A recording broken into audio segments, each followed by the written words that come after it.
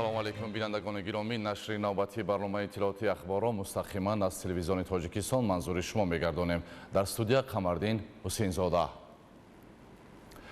истиқлоли давлатӣ нишонаи ҳуввият ва озодӣ, ифтихор ва номус, рамзи саодат ва шарти бақои миллат, соҳиби ихтиёрию соҳибдавлатии тоҷикон аст. шарҳи бештари мавзӯъ дар гузориши ҳамкорони мо.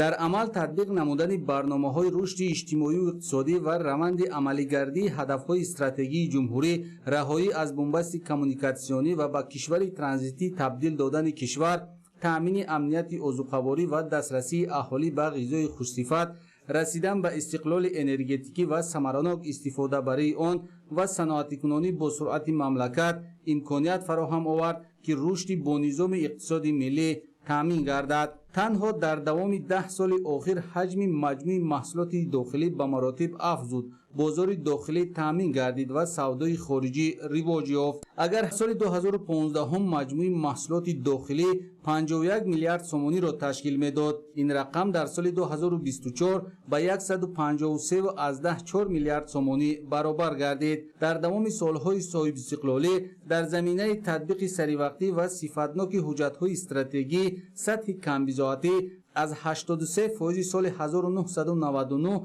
то ба 21,2% дар соли 2023 коҳиш дода шуд. дар натиҷаи тадбирҳои андешидаи ҳукумати ҷумҳурии Тоҷикистон нишондиҳандаҳои макроиқтисодӣ аз ҷумла маҷмӯи маҳсулоти дохилӣ дар кишвар таъмин гардида, ба ҳолати 1 июли соли 2025 ҳаҷми умумии маҷмӯи маҳсулоти дохилӣ ба 70,9 миллиард сомонӣ баробар карда шуд, ки рушди воқеии он 8,1%-ро дар бар мегирад. рушди иқтисоди миллӣ асосан дар ин давра аз ҳисоби зиёд гардидани ҳаҷми истеҳсоли маҳсулоти саноатӣ дар сатҳи 24%, маҷмӯи маҳсулоти кишоварзӣ дар сатҳи 9,7%, хизматрасонии пулакӣ дар сатҳи 12,8%, маблағгузорӣ ба сармояи асосӣ 14,6%, боркашонӣ 9,3%, гардиши савдо 2% ва мусофиркашонӣ дар сатҳи 5,8% таъмин гардид. дар баробари ноил шудан ба ҳадафҳои гузошташудаи давлату ҳукумати кишвар ва фароҳам овардани шароити мусоид, имконияти рушди бахши воқеии иқтисоди миллӣ ва баланд бардоштани рақобатпазирии он ба миён омад. саноат, ки яке аз соҳаҳои таъминкунандаи асосии рушди иқтисоди миллӣ ба ҳисоб меравад, дар ин ҷода саноатикунонӣ бо суръати кишвар ҳамчун ҳадафи чоруми миллӣ ва солҳои 2022-2026 солҳои рушди саноат эълон гардид. ҳоло истеҳсоли маҳсулоти саноатӣ дар муқоиса ба нишондиҳандаҳои солҳои аввали соҳибистиқлолӣ афзоиш ёфтааст. агар дар соли 1991 ҳамагӣ 358 корхонаи саноатӣ фаъолият мекард, дар соли 2024 шумораи онҳо ба зиёда аз 3000 расидааст. дар солҳои аввали соҳибистиқлолии мамлакат истеҳсоли маҳсулот нишондиҳандаҳои нисбатан пастро соҳиб буд. имрӯз бошад дар ин самт натиҷаҳои беҳтару хубтар ба даст омадааст. агар ҳаҷми истеҳсоли маҳсулоти саноатӣ дар соли 1991 60,000 сомониро ташкил дода бошад, ин рақам дар соли 2024 ба 53,8 миллиард сомонӣ расидааст. дар доираи ҳадафҳои муайяннамудаи роҳбарияти давлат ва ҳукумати мамлакат, барномаи миёнамоҳлати рушди ҷумҳурии Тоҷикистон барои солҳои 2021-2025, барномаи давлатии рушди содироти ҷумҳурии Тоҷикистон барои солҳои 2021-2025 ва барномаи миёнамоҳлати иқтисоди рақамии ҷумҳурии Тоҷикистон барои солҳои 2021-2025 қабул ва амалӣ гардида истоданд, ки онҳо барои рушди устувори иқтисоди миллӣ заминаи мусоид фароҳам хоҳад овард.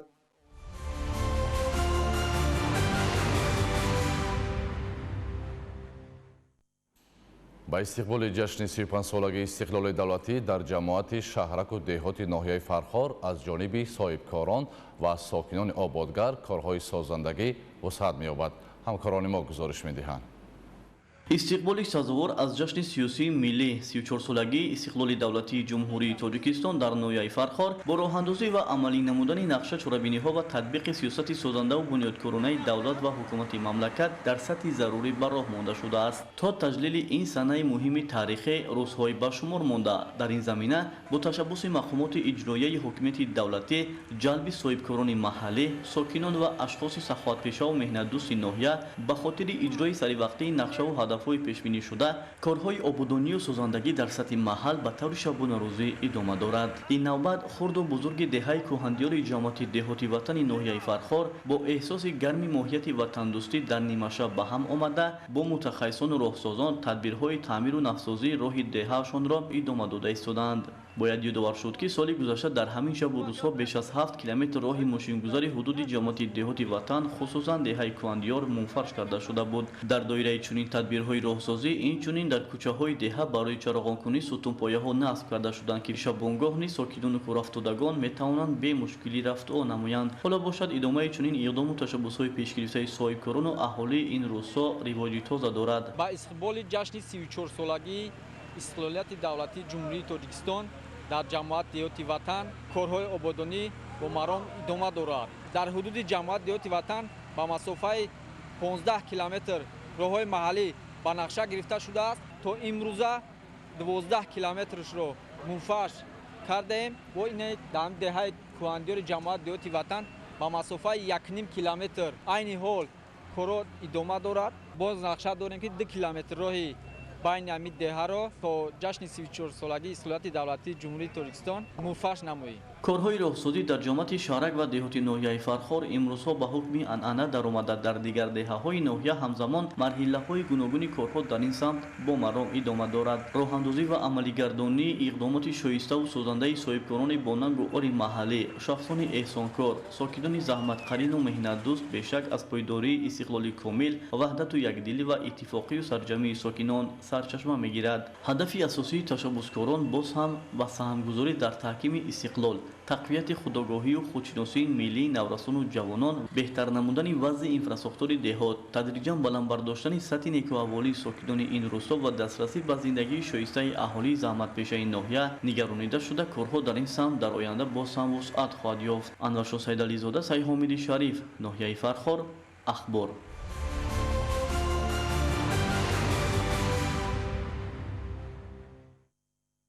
бо мақсади дар сатҳи баланд истиқбол гирифтани ҷашни 35-солагии истиқлоли давлатӣ дар шаҳри Истаравшан бунёди 990 иншоот ба нақша гирифта шудааст ки корҳои ободонӣ вусъат доранд. гузориши ҳамкорони мо.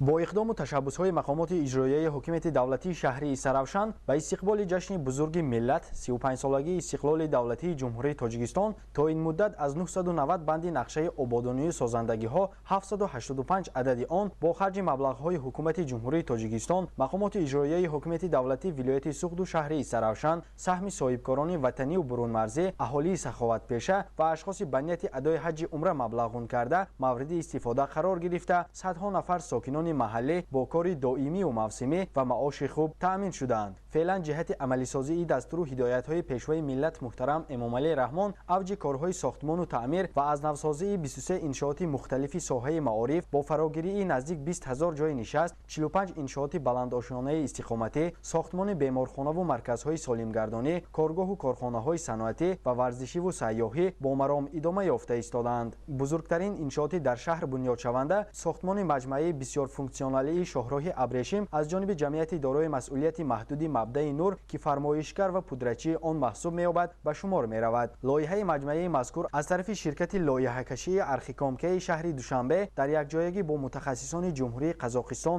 омода шуда бо кӯмаку дастгириҳои мақомоти иҷроияи ҳокимияти давлатии шаҳри Истаравшан ва соҳибкорони ватанӣ бунёд гардида истодааст. тибқи нақшаи генералӣ дар ошёнаи якум дар масоҳати 4500 метри мураббаъ гипермаркет ки дар як вақт ба 500 нафар мизоҷ хизмат мерасонад бунёд мегардад. инчунин дар иншооти бунёдшаванда 116 хонаи истиқоматӣ, меҳмонхона, кинотеатр, толори варзишӣ, ҷой барои оббозӣ, тарабхона, истгоҳи калони нақлиёт, марказҳои савдо ва хизматрасонӣ ба нақша гирифта шуда, саҳни васеъи он бо дарахтони аз хориҷи кишвар воридгардидаи магнолия, липа, кедр ва межавилник оро дода шудааст. зикр гардид ки баъди комилан ба истифода додани иншооти мазкур беш аз 100 нафар сокинони маҳаллӣ соҳиби ҷои кори доимӣ мегарданд. дар این روند کارهای آخرین پردازگری در دو بینای بلندآشانه استقامتی که از جانب صاحبکار وطنی فردوس عبدالرحیموف قامت افروخته است ادامه دارد. در نظر است که انشاءات مذکور در عرفه جشن 34 سالگی استقلال دولتی جمهوری تاجیکستان مورد استفاده قرار گیرد. ساختمان بینای بلندآشانه جمعیتی دارای مسئولیت محدود کیروپول ساختمان نیز از جمله انشاءاتی است که با طرح و نمای معاصر و طبق طلبات معیارهای شهرسازی از جانب صاحبکار وطنی خورشید حیدرов در همکاری با ساختمانچیان چینی بنیاد گردیده ایستاده است. طبق نقشه تصدیق گردیده انشاءات بنیاد شونده استقامتی از 18 آشیانه کشاد و برهوا عبارت بوده. در تخانه و اطراف بنا بنیاد ایستگاه نقلیات و جای برای بازی کودکان در نظر داشته شده است. برای سزاوار استقبال گرفتن جشن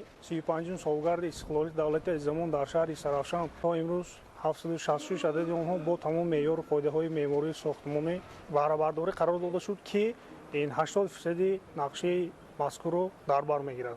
اوج کارهای ساختمان و پردازگری در بینای نوی پروکراتوری شهری بامرام ادامه یافته ایستاده است. بنا از 4 آشیانه و 10 اتاق کاری عبارت بوده. با کمک و مبلغ گذاری‌های مقامات اجرایی حکومت دولتی شهری استرافشان قامت می‌افرازد. باعث ذکر خاص است که توجه ساکنان و صاحبکاران استرافشان در برابر بنیاد بیناهای بلندآشانه اینچنین به ساخت مورد استفاده قرار دادن کارخانه‌های صنعتی نیز پیش صف میباشند. کارگاه صنعتی جمعیتی دارای مسئولیت محدودی عصر آباد که به استحصال وصل و نصب میز و کرسی‌ها و فروش مبل مشغول است، با فراهم آمدن امکانیت و فایده صافی به دست آمده حدود کارخانه را وسیع ساخته ایستادند. بینای نوی انشاءات صنعتی از 3 آشیانه عبارت بوده. الحال در آن چندین نفر استادهای صاحب تجربه استرافشان فعالیت برده ایستادند. گفته شد که آبادانی و سازندگی‌های مذکور ثمره استقلال دولتی جمهوری تاجیکستان و جهد و تلاش‌های سازنده پرزیدنت جمهوری تاجیکستان پیشوای ملت محترم امامعلی رحمان به شمار می‌رود. فردوس عمرов، مضبوط بابازاده، آرزو معروفov، شهر استرافشان، اخبار.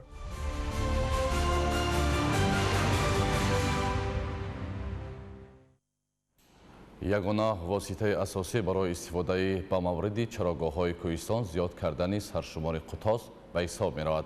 ҳоло аз саршумори умумии қутос дар тоҷикистон 74% ба бахши аҳолӣ рост меояд. ҳамкорони мо гузориш медиҳанд. вазни зиндаи ин қутосҳои калон тақрибан 700 килограммро ташкил медиҳад. таҳлилҳо нишон медиҳад ки дар шароити тоҷикистон қутоспарварӣ аз имконияти муфид барои бо арзиши паст истеҳсол кардани гӯшту шир ба ҳисоб меравад. аксарияти вақт қутос аз чароғҳои табиӣ ан тобистона ва ан зимистона истифода мебарад. вақте ки барф борид, то кадом андоза дар давраи сардӣ ва то кадом андоза дар давраи будани барф қутос метавонад ки аз табиат истифода барад? қутос метавонад то баландии 20 сантиметр барф ҳамавақта аз чароғҳо истифода барад. аз ҷиҳати он ки вай ҳамавақт аз чароғҳои табиӣ истифода мебарад, дар ҳақиқат аз ӯ гӯшти арзонтар истеҳсол карда мешавад. тадриҷан зиёд шудани саршумори қутос далели рушди ин самти соҳаи кишоварзӣ дониста мешавад. соли 2000 саршумори қутос дар ҷумҳурии тоҷикистон 9349 сарро ташкил менамуд. ин ҳоло ба 31720 сар баробар шудааст. яъне соли 2025 дар тоҷикистон саршумори қутос нисбат ба соли 2000 3.4 маротиба ё 340% зиёд шудааст. ҳамин гуна чароғоҳҳои камалаф ва иқлими хунук аз талаботи шартӣ барои парвариши қутос маҳсуб меёбад. дар ноҳияи рошқала 20 мавзеъ мавҷуд аст ки қутос дар давраи тобистон дар онҳо нигоҳ дошта мешавад. дар марҳилаи якум қутос дар қисматҳои поёнии ноҳия нигоҳ дошта мешавад ва тадриҷан баробари об шудани барфу фароҳам шудани имконият қутос ба баландкӯҳҳо ронда мешавад. масалан ҳоло мо дар мавзеи ҷавшангозии ноҳияи рошқала қарор дорем ки ин ҷой аз сатҳи баҳр дар баландии зиёда аз 4200 метр воқеъ аст.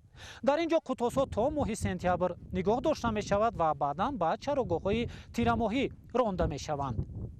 дар маҷмӯъ майдони чароғоҳҳои камалафу сангзор дар ҳудуди вилояти мухтори кӯҳистони бадахшон, ноҳияҳои айнӣ, кӯҳистони мастчо ва лахш 1 миллион гектарро ташкил медиҳад ки барои нигоҳубин ва парвариши ин чорво мувофиқ мебошад. воситаи асосӣ барои истифодаи чароғоҳҳои баландкӯҳ қутоспарварӣ дониста мешавад. бо назардошти ҳамин, имрӯз ҳадафи ҳукумати кишвар барои истифодаи пурраи имкониятҳои табиӣ ва зиёд намудани саршумори қутос равона гардидааст. қутоспарварӣ дар таъмини амнияти озиқоворӣ ва шуғли аҳолӣ нақши ҳалкунанда дорад. таваҷҷӯҳи сокинони ноҳия дар самти қутоспарварӣ хеле рушд ёфтааст. саршумори қутос нисбати солҳои гузашта тараққӣ ёфта истодааст. рушди минбаъда дар доираи татбиқи барномаҳои давлатӣ таъмин карда мешавад. соли 2024 бо амалишавии барномаи маҷмуавии рушди чорводорӣ, паррандапарварӣ, занбури асалпарварӣ дар ҷумҳурии Тоҷикистон барои солҳои 2023-2027 70 сар қутос харидорӣ ва ба хоҷагиҳои ноҳияҳои Рошқалъа ва Ишкошим супорида шуд. ҳоло зиёда аз 74% қутос дар кишвар ба бахши аҳолӣ рост меояд. оянда аз ҷониби вазорати кишоварзии ҷумҳурии Тоҷикистон зиёд кардани саршумори қутос ва беҳтар намудани зод тавассути корҳои илмию селексионӣ ба нақша гирифта шудааст. قطوس که از حیوانات کم خرج و سیر در آمد است. در جوشنگوز برف بسیار میبارد. اما خیلی وقتی که برف بسیار میبارد ما در اما فرمان نگاه میکنیم که ماه اکتبر آمد اما قطوس‌های کلان از مردگاوت جدا میشوند باز بالای کوه میروند قطوس‌های کلان میتوانند خود از درندگان محافظت میکنند. قطوس از جمله حیوانی به حساب می رود که با کم علفی، حرارت پست و هوای کم اکسیژن تاب‌آور است.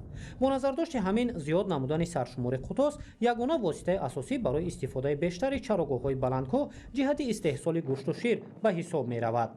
شرایط طبیعی برای تولید گوشت و شیر از حساب قطوس از همه بیشتر در بدخشان استفاده می گردد. مثلا در حدود ناحیه‌های اشکاشیم، شغنان، روشقلعه 31 و در ناحیه مرغاب زیاد از 90% استحصال گوشت و شیر از حساب قطوس ها راست می آید. در ولایت مختار کوهستان بدخشان حضورین وقت 28632 سر قطوس در پرورش و نگاهی می باشد. قطوس یکی از چارواهای افضلیتناک و از جهت اقتصادی فایده‌دار به حساب می رود. چون که تمام فصل سال اساساً از علف‌های چراگاه‌های طبیعی استفاده می برد. تأسیس کارخانه کارکرد تیپیت قطوس در ناحیه روشقلعه و کارخانه کارکرد کننده گوشت قطوس در شهر فاروق دلیل آن است که در کشور تدریجاً برای تا سطح نهایی کارکرد نمودن اشیاء خام محلی امکانیت فراهم آورده شده است. این دستگیری و شرایط فراهم آورده حکومت کشور هوسمندی خواجگی‌ها را بیشتر نموده است. حالا هدف در دایره تطبیق برنامه‌های دولتی توسط زیاد کردن سرشمار قطوس با استفاده بیشتر امکانیت‌های طبیعی و از همین حساب زیاد کردن استحصال گوشت شیر با ارزش پست محسوب می‌یابد. نوروسیح عزیزلو اسکندر سعید، صدرالدین ابراهیم، اخبار.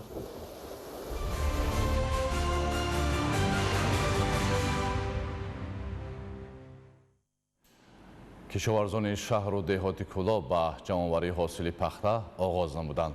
ҳамкорони мо гузориш медиҳанд. пахтакорӣ яке аз соҳаҳои афзалиятноки кишвар маҳсуб ёфта дар болоравии рушди иқтисоди мамлакат ва сатҳи зиндагии мардум нақши бузург мебозад. имсол кишоварзони шаҳру деҳоти кӯлоб мувофиқи дурнамо дар майдони умумии 2860 гектар замин бо навъҳои серҳосилу ба иқлими маҳал мутобиқ пунбадона кишт карданд ки аз нашъу намо кӯракбандию ҳосили пахта маълум аст ки имсол хоҷагидорон ҳосили дилхоҳ хоҳанд гирифт.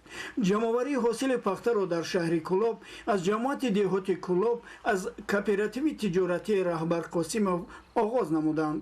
аҳли заҳмати ин хоҷагӣ ки дар парвариши навъҳои гуногуни пахта таҷрибаи бой доранд соли ҷорӣ дар майдони 40 гектар замин пахта кишт карданд. хоҷагии мазкур солиёни зиёд аст ки ба парвариши навъҳои гуногуни пахта машғул буда дар парвариши тухмиҳои хушсифати навъҳои дӯстӣ бухоро ва хуҷанд нисбат ба дигар хоҷагиҳо пешсафанд ва тавре мушоҳида гардид кишту парвариши зери пилёнка дар хоҷагӣ нисбати солҳои қаблӣ хеле зиёд гардидааст ва умед аст ки аз ҳар як гектар аз 25 то 30 сентинери ҳосил ба даст меоранд. тибқи дастуру ҳидодҳои сарвари давлат пешвои муаззами миллат президенти ҷумҳурии Тоҷикистон муҳтарам Эмомалӣ Раҳмон ҳамаи шаҳр ноҳияҳо мана аз ҷумла шаҳри Кӯлоб тасмим гирифтааст ки сол то сол майдони кишти пахтара дар заминҳои кишоварзӣ зиёд намояд. ва мо ният дорем ки аз заминҳо 7190 тонна пахтаи аълосифат чинда ба корхонаҳои пахтатӯзакунӣ супорем. нақшаи дурнамои кишти пахта иҷро мегардад. لازم به یادآوری است که امسال کشاورزان شهر و دهات کلوب با استفاده از تکنیکای کشاورزی و تخم‌های خوش‌صفت به شرایط اقلیم منطقه مطابق و با توسعه علمان ساحه کارهای اگروتکنیکی را سری وقت به انجام رسانیدند و این عامل امکان داد که توانستند حاصل دلخواه پرورش نمایند. در این روز از جانب مقامات اجرایی حاکمیت دولتی شهر کلوب برای هوسمندی به بانوان پختچین و چند نفر تحفه ها تقدیم کرده شد. رحمت علی نظری، ایرج قربانعلی، شهر کلوب، اخبار.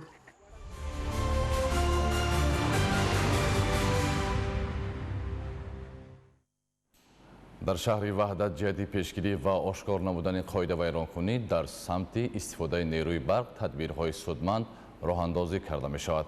همکاران ما همین موضوع را گزارش می دهند.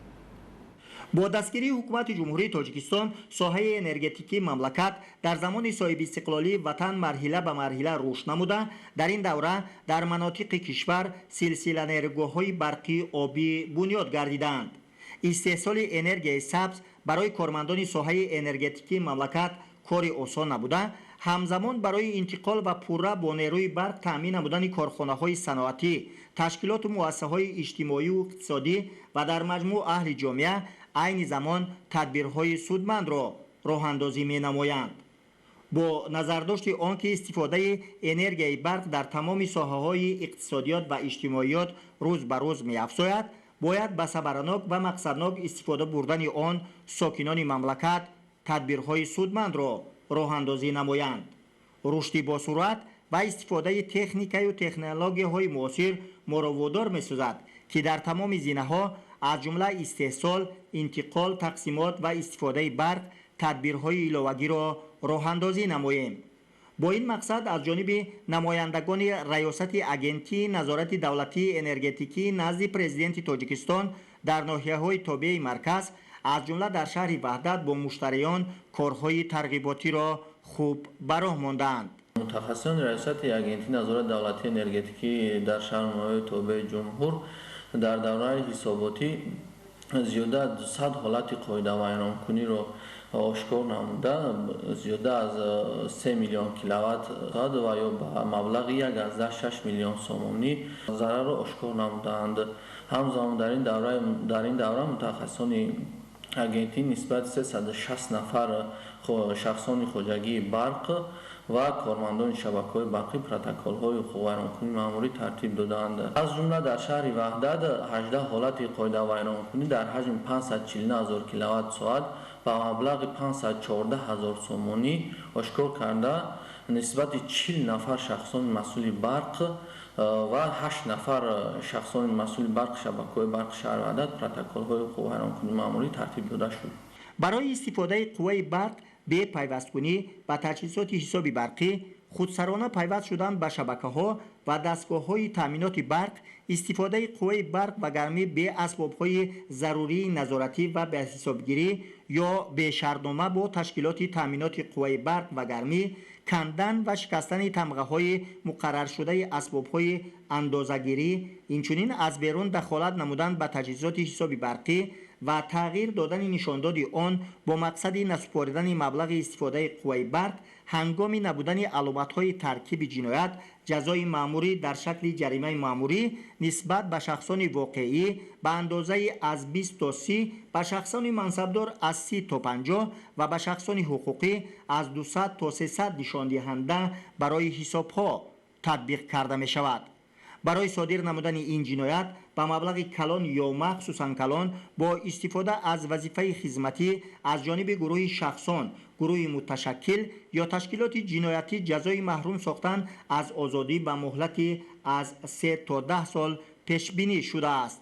همکنون یکی از وظیفه‌های اساسی ریاست اجنسی نظارت دولتی انرژتیکی نزد پرزیدنت تاجیکستان که مقام وکالتدار حکومت جمهوری عاید به نظارت در ساحه انرژتیک می باشد، نظارت استفاده صبرناک نیروی برق و دادن توصیه‌ها عاید به کم کردن خراجات غیر استحصالی قوه برق می باشد.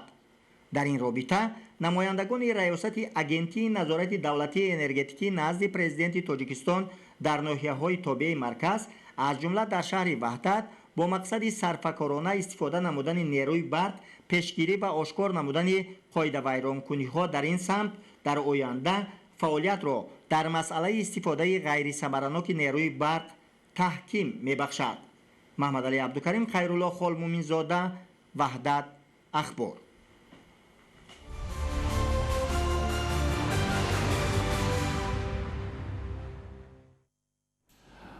дар шаҳри панҷакен ҷаласаи васеъи комиссияи давлатии ҷавонон ба хидмати ҳарбӣ баргузор шуд. гузориши ҳамкорони мо дар ин хусус. хизмат ба ватан ҳимояи марзу бӯми аҷдодӣ ва таъмини сулҳу субот аст. бо ҳамин мақсад дар шаҳри панҷакен ҷаласаи васеъи комиссияи даъвати тирамоҳии ҷавонон ба хизмати ҳарбӣ баргузор гардид ки дар он афсарону намояндагони комиссарияти ҳарбӣ, раисони ҷамоатҳои деҳот, роҳбарони муассисаҳои таълимӣ ва фаъолони ҷомеа ширкат варзиданд. таъкид шуд ки хизмат дар сафи қувваҳои мусаллаҳи кишвар барои ҷавонон мактаби ҳаёт, сабақи ҷавонмардӣ ва ҷасорат мебошад. ҷавонони далеру ватанпарасти шаҳри панҷакент ин масъулиятро дарк намуда имрӯз бо ифтихор дар артиши миллӣ хизмат мекунанд. прокуратураи шаҳри панҷакент бо мақсади баланд бардоштани маърифати ҳуқуқи шаҳрвандон дар байни аҳолӣ пайваста суҳбату вохӯриҳо гузаронда мазмуну муҳтавои санадҳои меъёрии ҳуқуқиро ба таври содда ба самъи аҳолӣ мерасонад. дар ин замина дар ҷаласаи комиссияи даъвати тирамоҳӣ ба хизмати ҳарбӣ аз ҷониби кормандони прокуратураи шаҳр мазмуну муҳтавои қонуни ҷумҳурии тоҷикистон дар бораи уҳдадориҳои ҳарбӣ ва хизмати ҳарбӣ, ҳамчунин вазифа ва уҳдадориҳои аъзоёни комиссия, комиссарияти ҳарбӣ, ташкилоту муассисаҳо ва инчунин шаҳрвандоне ки ба хизмати ҳарбӣ даъват мешаванд расонида шуд. маҳз мунтазам гузарондани чунин чорабиниҳо аст ки солҳои охир дар шаҳри панҷакент нақшаи даъват ба хизмати ҳарбӣ пеш аз муҳлат иҷро мешавад. ҳамзамон гуфта шуд ки тибқи моддаи 43 конститутсия ҳифзи ватан ва таҳкими иқтидори мудофиавии он вазифаи муқаддаси ҳар як шаҳрванд аст. пешвои миллат муҳтарам эмомалӣ раҳмон низ ҳамеша таъкид месозанд ки ватандӯстӣ ва амнияти миллӣ асоси сиёсати давлат мебошад. даъват ба хизмати ҳарбӣ дар кишвар мутобиқи қонун дар бораи уҳдадории умумии ҳарбӣ ва хизмати ҳарбӣ ва фармони президенти ҷумҳурии тоҷикистон соли 2 маротиба баргузор мегардад. ба хизмати ҳарбӣ шаҳрвандони аз 18 то 27 сола даъват карда мешаванд. масъулон иттилоъ доданд ки бо роҳандозии корҳои фаҳмондадиҳӣ ҳисси ватандӯстии ҷавонон боло рафтааст. ҳамин аст ки шаҳри панҷакент дар чанд мавсими гузашта дар рӯзҳои аввал нақшаи даъватро пурра иҷро намуда истодааст. имрӯз низ даҳҳо ҷавон бо майли худ ба комиссарияти ҳарбӣ омада аризаи хизмат пешниҳод карданд. маҳз гузарондани ҳамин гуна чорабиниҳо ва суҳбату вохӯриҳо дар байни сокинон ва ҷавонони синни даъватӣ аст ки ҳама сола шумораи ҷавононе ки мехоҳанд дар сафҳои қувваҳои мусаллаҳ хизмат намоянд меафзояд.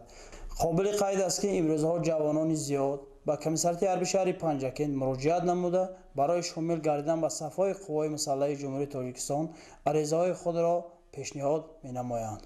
зимни шунидани гузориши масъулин оид ба рафти омодагӣ ба даъвати тирамоҳии ҷавонон ба хизмати ҳарбӣ, таваҷҷӯҳи аъзоёни комиссияи даъват ва ҳозирин ба тавсияи корҳои тарғиботӣ бо ҷавонони синни даъватӣ ва волидайни онҳо, саҳмгузории фаъолон ба ин маъракаи муҳими давлатӣ, ба ҳисобгирии саҳеҳи захираҳои даъватӣ ва дигар тадбирҳои ташкилӣ дар ин самт ҷалб карда, вазифаҳои ҳамаи ниҳодҳои вобаста ба ин маъракаи муҳими сиёсӣ ва давлатӣ муайяну мушаххас карда шуд. далери бозор, хаём ҷураев, шаҳри панҷакент, ахбор.